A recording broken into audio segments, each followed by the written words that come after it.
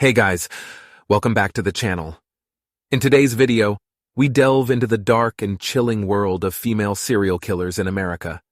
While the majority of serial killers throughout history have been male, there have been a number of women who have committed horrifying acts of violence. In today's video, we explore the top 10 female serial killers who left a chilling mark on American history. Without further ado, let's get into the video.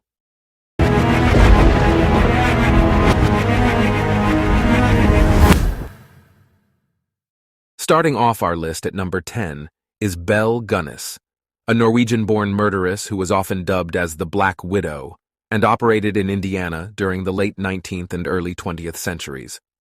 Gunness was born on November 11, 1859, in Selbu, Norway. As a young woman, she immigrated to the United States seeking a better life. Little did anyone know that her true intentions were far from noble. Belle Gunness settled in LaPorte, Indiana, where she started a farm and quickly gained a reputation as a prosperous and independent woman. But behind closed doors, her true nature emerged. She began to lure unsuspecting men into her web, only to meet a gruesome fate. Belle's modus operandi was chillingly simple. She would advertise for suitors in newspapers, seeking wealthy and eligible bachelors.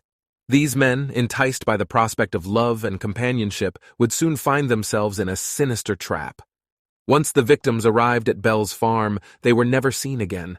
Their possessions, and sometimes their remains, were the only evidence left behind. As the number of disappearances grew, suspicion fell on Belle, but she always managed to evade capture. It wasn't until April 28, 1908, that Belle's reign of terror came to a violent end.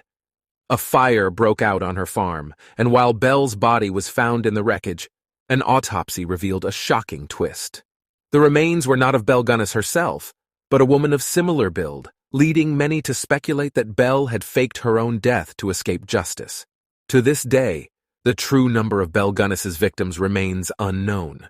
Estimates range from 25 to over 40 individuals, including her very own children. Her chilling tale continues to fascinate and horrify, leaving us to wonder how such evil could exist within the guise of an ordinary woman. At number 9, we have Jane Toppan, also known as Jolly Jane, was an American nurse who operated during the late 19th and early 20th centuries. Born on March 31, 1857, in Boston, Massachusetts, Toppan's life took a sinister turn that would leave a trail of death and despair. Jane Toppan started her career as a nurse, caring for the sick and vulnerable. She gained the trust of her patients and fellow nurses with her seemingly compassionate nature. However, behind her friendly facade lurked a heartless predator. As the death toll continued to rise, suspicions began to surround Jane Toppan. The authorities launched an investigation, and what they discovered was a chilling revelation that would shake the nation. In 1901, Jane Toppan was finally apprehended and brought to justice. During her trial, she confessed to 31 murders, although some believe her actual victim count could be much higher. Jane Toppan's motives for these heinous acts remain shrouded in mystery. Some speculate that she derived pleasure from exerting control over life and death, while others suggest she suffered from a severe mental illness. Mary Beth Tinning, also known as the Angel of Death, makes our list at number 8. Mary Beth Tinning, born on September 11, 1942 in Duanesburg, New York, was an ordinary housewife with an extraordinary secret.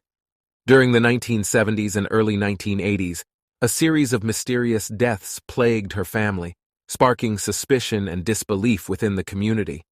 It all began in 1972 when Mary Beth and her husband Joe tragically lost their 8-day-old daughter, Jennifer. The official cause of death was attributed to sudden infant death syndrome, SIDS. However, this was just the beginning of a string of inexplicable tragedies that befell the Tinning family. Over the next decade, Mary Beth experienced the devastating loss of her other children, one after another. Each time, she claimed that the child had fallen victim to SIDS, similar to Jennifer. The deaths of Joseph Jr., Barbara, and Michael, among others, soon earned Mary Beth the unfortunate title of Angel of Death. Authorities became suspicious when the Tinning family's child mortality rate was alarmingly high, and the pattern of SIDS deaths raised red flags. A thorough investigation was launched, eventually leading to Mary Beth's arrest in 1985. She was charged with the second-degree murder of her ninth child, Tammy Lynn. As the case unfolded, it was revealed that Mary Beth had suffocated her children, covering up her actions by feigning natural causes. The motive behind her crimes remains a mystery, as Mary Beth maintained her innocence throughout the trial.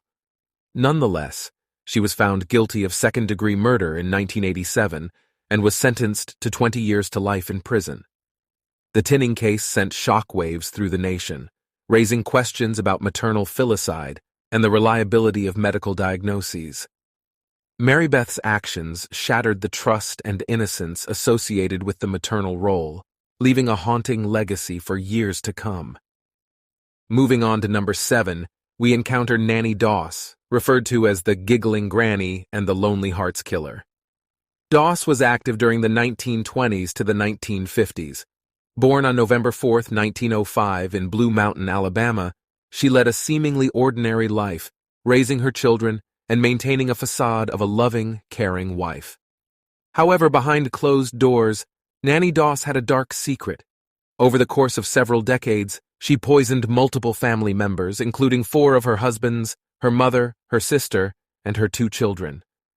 Nanny's preferred method of murder was arsenic poisoning, which she often administered through food or drinks. She would select her victims with care, targeting individuals she deemed inconvenient or who stood in the way of her desires. Shockingly, her motive wasn't financial gain, but a twisted sense of control and a desire for attention. Nanny's crimes went undetected for years, as her seemingly loving and innocent persona fooled those around her. However, her crimes eventually caught up with her when her 5th husband, Samuel Doss, fell ill and died under suspicious circumstances. In 1955, Nanny Doss was finally arrested and brought to justice. She confessed to her crimes with a chilling lack of remorse, earning her the nickname the Giggling Granny due to her unnerving habit of laughing during her trial. In 1955, Nanny Doss was found guilty of murder and was sentenced to life in prison. She spent the remainder of her days at the Oklahoma State Penitentiary, where she died of leukemia on June 2, 1965. Number 6 brings us to Juana Barraza, a Mexican-born wrestler who terrorized Mexico City in the early 2000s. Known as La Mataviejitas, or the Old Lady Killer, Barraza targeted elderly women, gaining their trust before strangling and robbing them. She was finally arrested after an intensive investigation led by the Mexican authorities in 2006 and was convicted of 16 murders, but is suspected of committing many more. Barraza is currently serving a 759-year prison sentence. At number 5 is Dana Sue Gray, an American serial killer who operated in California during the mid-1990s. Dana Sue Gray, born on December 6, 1957, was an ordinary woman who led a double life that no one could have ever imagined. On the surface, she appeared to be a loving mother and wife, but behind closed doors, she hid a dark secret. In the early 1990s, Dana Sue Gray embarked on a terrifying spree of murders that shocked a quiet community in California. Her victims were unsuspecting elderly women, many of whom she targeted for their financial gain. Gray's modus operandi was chillingly methodical. She would pose as a saleswoman or a door-to-door solicitor, gaining entry into her victims' homes under false pretenses. Once inside, she would launch a vicious and brutal attack, often using a variety of weapons. Authorities were perplexed by the seemingly random nature of the murders, but they eventually discovered a pattern. Gray's victims shared commonalities, such as age and vulnerability, making them easy targets for her crimes. Gray's killing spree came to an end in 1994, when she made a grave mistake. During one of her attacks, a survivor managed to provide a description of her and her vehicle. This crucial piece of evidence led the police to her doorstep, and she was arrested.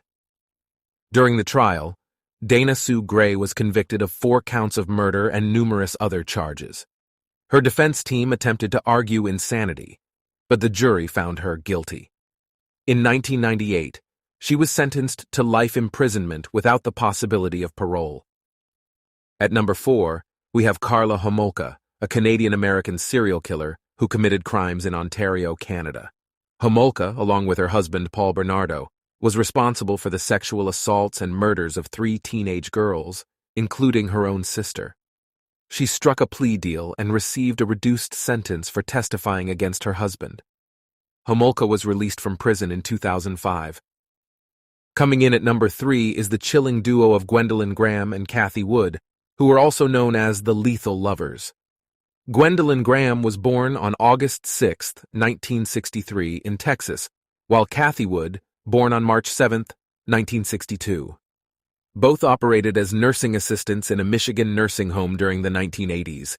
They killed at least 5 elderly patients by suffocating them. The motive behind their crimes was their desire to spell out the word murder using the victims' initials. Both were sentenced to life in prison without parole. Second on our list is Dorothea Puente. Dorothea Puente, born on January 9, 1929, was an unassuming elderly woman who ran a boarding house in Sacramento, California. Little did her tenants know, behind the friendly facade, a sinister secret lurked. Puente's boarding house became a death trap for the unsuspecting. It is estimated that she was responsible for the murders of at least 9 people between the years 1982 and 1988. Once her victims were under her control, Puente drugged them, often with powerful sedatives. When they passed away from the overdose, she would bury their bodies in the garden of her boarding house. It wasn't until a concerned social worker alerted the police about suspicious activity at Puente's residence that the horrifying truth was uncovered. In 1993, Dorothea Puente stood trial for her heinous crimes.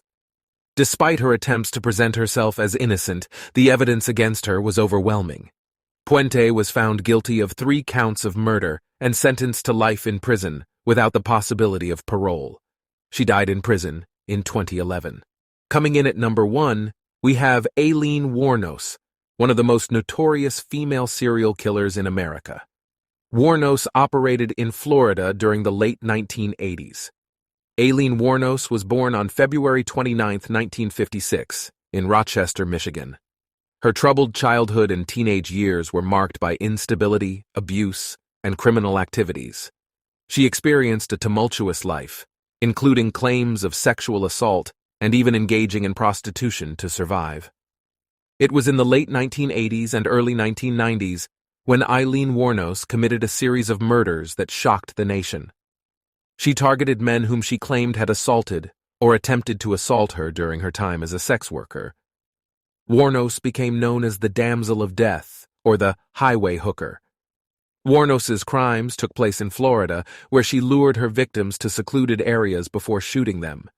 In total, she confessed to killing 7 men. Her motive, she claimed, was self-defense. However, as the evidence mounted against her, it became clear that the killings were premeditated. The capture and subsequent trial of Aileen Wuornos became a media sensation. Her defense argued that her traumatic past and mental health struggles had driven her to commit these heinous acts. However, the prosecution maintained that she was a cold-blooded serial killer. In 2002, Aileen Wuornos was executed by lethal injection at the Florida State Prison.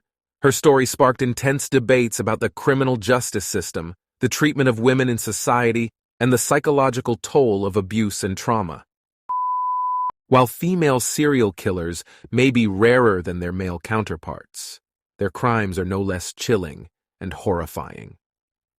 The stories of these women remind us that evil knows no gender. Thanks for watching.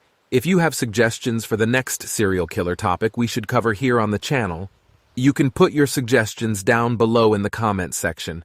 You can also check out the channel for other videos on serial killers. Again, thanks for watching, and I'll see you in the next video.